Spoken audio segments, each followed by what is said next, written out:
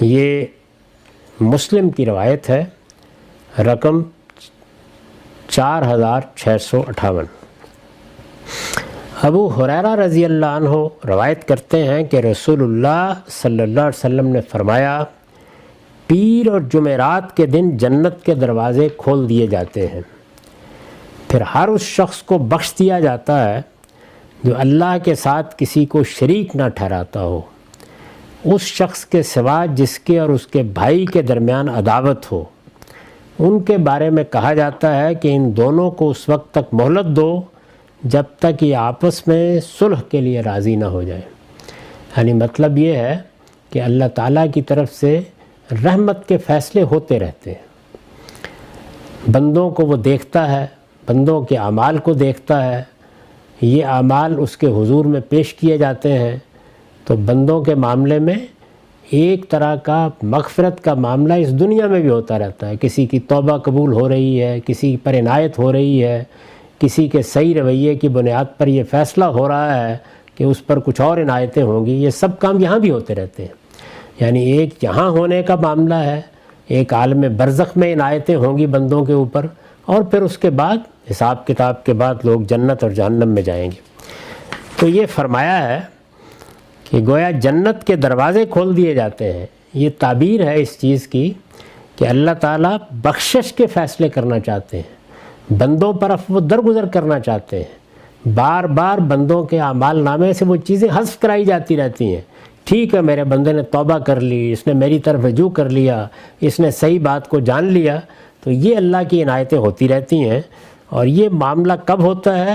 یہ پیر اور جمعرات کے دن ہوتا ہے۔ تو اللہ تعالیٰ بھی جس طرح رمضان کا مہینہ مقرر کیا گیا، ذوالحج کا مہینہ مقرر کیا گیا، اسی طرح سے بعض خاص دنوں میں بعض فیصلے کرتے ہیں۔ تو اس روایت میں رسول اللہ صلی اللہ علیہ وسلم نے یہ خبر دی ہے، تو فرمایا ہے کہ اس میں بہت کچھ غلطیاں انسان کرتا ہے، اگر اس نے توبہ کی ہے، رجوع کر لیا ہے، تلافی کر دی ہے، تو اس کے نامہ اعمال سے وہ ختم ہوتی رہتی ہیں اور بخشش کا پروانہ گویا اس کو ملتا رہتا ہے۔ ہاں البتہ یہ ضروری ہے کہ وہ شریک نہ ٹھہراتا ہو کسی کو، یعنی شرک کے ساتھ اس کی نیکی بھی قابل قبول نہیں ہے۔ یہ بات قرآن مجید نے بھی واضح کر دی ہے۔ یعنی یہ ایسا گناہ ہے، یہ ایسی جسارت ہے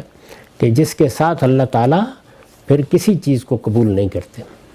اللہ کا کسی کو شریک ٹھہرانا، یہ اللہ پر افترا کرنا ہے، اللہ پر جھوٹ باندھنا ہے، اپنی طرف سے دین بنانا ہے، اپنی طرف سے اس عالم کے بارے میں فیصلہ سنانا ہے۔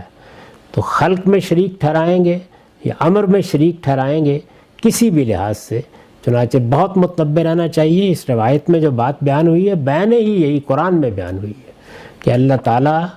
ہر گناہ کو اپنے قانون کے مطابق اس لیے کہ کسی میں تلافی ضروری، کسی میں کفارہ ضروری، کسی کے لیے توبہ ضروری، اور بہت سے گناہ ہیں جو محض نیکیوں کی وجہ سے، یعنی آدمی نے کچھ غلطیاں کی تھیں لیکن پھر نیکی کا رویہ اختیار کیا، تو اللہ تعالیٰ نے قرآن مجید میں بتایا ہے کہ ان الحسنات یذہبن السیئات، یعنی نیکیاں برائیوں کی جگہ لے لیتی ہیں، اللہ تعالیٰ معاف کرتے رہتے ہیں۔ یہ معاف کرنے کا عمل ہے جس کی ایک تصویر ہمارے سامنے اللہ کے پیغمبر نے لا کر دکھائی ہے۔ لیکن یہ بتایا کہ اگر کسی شخص کے اور اس کے بھائی کے مابین عداوت ہے، یعنی مسلمانوں کے معاشرے کے بارے میں جو تعلیم دی گئی ہے وہ یہ ہے کہ عداوت، دشمنی، حسد، کینہ یہ نہیں رکھنا۔ غلطی ہو سکتی ہے، کسی کے ساتھ کوئی لڑائی بھی ہو سکتی ہے، لیکن اپنی طرف سے تعلقات کا انقطاع کسی حال میں بھی قبول نہیں ہے اس شخص کے سوا جس کے اور اس کے بھائی کے درمیان عداوت ہو۔ یعنی جب پیر اور جمعرات کو اللہ بخشش کے فیصلے کرتے ہیں تو یہ دیکھا جاتا ہے کہ اس نے کسی کے ساتھ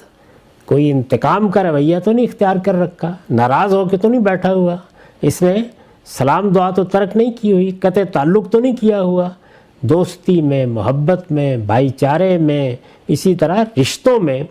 یہ بہت بڑی ہدایت ہے جو اللہ کے پیغمبر نے دی۔ تو فرمایا کہ اگر ایسا کوئی شخص ہو، ان کے بارے میں کہا جاتا ہے کہ ان دونوں کو اس وقت تک مہلت دو، یعنی بخشش کا فیصلہ یا ان کے نامہ اعمال میں نیکی درج کرنے کا فیصلہ اس وقت تک نہیں ہوگا، معافی کے ذیل میں۔ اللہ کی مغفرت کے ذیل میں جو نیکیاں ملتی ہیں وہ اس وقت تک نہیں ہوگا جب تک کہ آپس میں صلح کے لیے راضی نہ ہو جائے۔ تو یہ تعلیم ہے ہمارے دین کی، اس لیے یہاں حسد، کینہ، بغض، انتقام، مستقل ترک تعلقات، قطع رحمی، اس کی کوئی گنجائش نہیں ہے۔ آپ اپنے تعلقات میں کتنی گرم جوشی رکھیں، یہ تو ہو سکتا ہے کہ حالات کے لحاظ سے ہو، یعنی کسی سے میرا تعلق بہت گہری دوستی کا ہو سکتا ہے، بہت تعلق کا ہو سکتا ہے، میں اس کی صحبت میں بیٹھنا پسند کرتا ہوں، کسی کے ساتھ اعزاء ہوں، اقربا ہوں، آپ کے دوست ہوں، احباب ہوں، شاگرد ہوں، اساتذہ ہوں، تو تعلقات مختلف درجات میں تو ہو سکتے ہیں، لیکن لڑ کے بیٹھ جانا، منہ بنا کے بیٹھ جانا، ناراض ہو کے بیٹھ جانا، اس کو اللہ کے دین میں پسند نہیں کیا گیا۔ مسلمانوں کی معاشرت میں یہ بتا دیا گیا ہے کہ اللہ تعالیٰ یہی چاہتے ہیں کہ آپ فوراً تعلقات بحال کریں، کیونکہ تعلقات اگر بحال نہیں ہیں تو اس کا مطلب ہے کہ معاشرت میں دراڑ آ گئی، اس کا حسن خراب ہو رہا ہے، باہمی طور پر دلوں میں ایک خاص طرح کا حق، کینہ اور بغض پیدا ہونے کے امکانات ہو گئے ہیں۔ تو اس چیز کو صاف رکھنے کے لیے ضروری ہے کہ تعلقات بحال رکھے جائیں۔ اپنی طرف سے آگے بڑھ کر اس مضمون کی کچھ اور روایتیں بھی آئیں گی جن سے اندازہ ہو جائے گا کہ اللہ تعالیٰ کس حد تک اس معاملے میں سختی برت رہے ہیں، کیا چاہتے ہیں۔ یہی دونوں دن ہیں جن کے بارے میں بعض روایتوں سے ہمیں معلوم ہوتا ہے کہ رسول اللہ صلی اللہ علیہ وسلم ان کا روزہ بھی رکھتے تھے، اور اس روزے میں ایک تو یہ کہا کہ پیر کا روزہ اس لیے رکھتا ہوں کہ اس دن میری پیدائش ہوئی، اور ایک اور موقع پر کہا کہ میں چاہتا ہوں کہ جب میرے اعمال پیش کیے جائیں تو میں روزے کی حالت میں ہوں، یعنی چونکہ پیر اور جمعرات کو اللہ کی بارگاہ میں اعمال پیش ہوتے ہیں اور اس موقع پر بخشش کے فیصلوں کی توقع ہوتی ہے، تو یہ ارشاد ہوا۔ یہ روایت مسند احمد میں ہے، رقم 21,207۔ تو اس طرح گویا مسلمانوں کو ان کی معاشرت کو حسن پر قائم رکھنے کے لیے، ایک دوسرے سے تعلقات کی خوبی کو قائم رکھنے کے لیے اللہ تعالیٰ یہ چاہتے ہیں۔ تعلقات کے درجات انسان اپنے شوق کے لحاظ سے، اپنی طبیعت کے لحاظ سے، اپنے ذوق کے لحاظ سے متعین کرتا ہے۔ یہ تقاضا تو دین میں نہیں کیا گیا کہ ہر شخص سے ایک طرح کے تعلقات ہوں، لیکن تعلقات جب قائم ہو جائیں اور ان کی ایک سطح ہو تو پھر اس کو بحال رکھنا چاہیے، اس کے لیے قربانی دینی چاہیے، اس کے لیے ایثار کرنا چاہیے۔ آگے معلوم ہوگا کہ رسول اللہ صلی اللہ علیہ وسلم نے اس میں ہر شخص کو کیا ہدایت کی ہے کہ اگر کہیں کوئی اس طرح کی ناراضی کی نوبت آ جائے تو کیا کرنا چاہیے ہر ایک کو، یعنی تعلق توڑ کے بیٹھ جانا چاہیے، قطع رحمی کر لینی چاہیے۔